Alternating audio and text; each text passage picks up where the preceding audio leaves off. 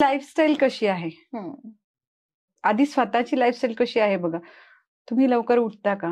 तुम्ही स्वतःसाठी वेळ काढता का? म्हणजे आता इथं परत ते स्त्री ऊर्जेचं चालं की बाबा तू जर एनर्जी प्रोव्हायडर आहे, तुझ्या कुटुंबाची ऊर्जा स्रोत आहे, तर तुझी ऊर्जा कशी आहे? तू वेळेवर उठतेस का? तू स्वतःसाठी वेळ काढतेस का? स्वतःवर वेळ खर्च करतेस का? म्हणजे योगा झालं, प्राणायाम झालं की किंवा ज्या गोष्टीतून तुला आनंद मिळतोय ते तू करते का? तर नाही.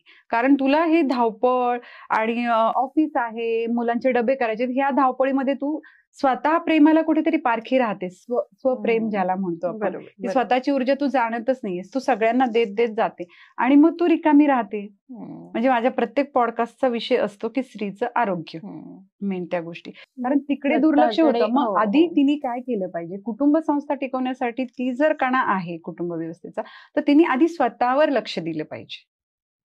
की मला कशाची गरज आहे आधी.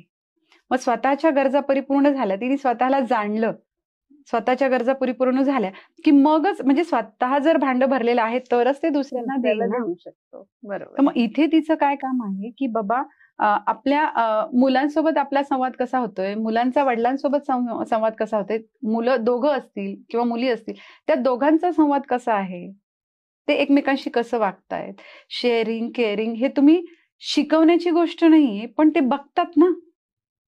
घरात जे मी मगाशी सांगितलं की तो दादा आहे, तू दादाला फेवर करते, हो मी करणार.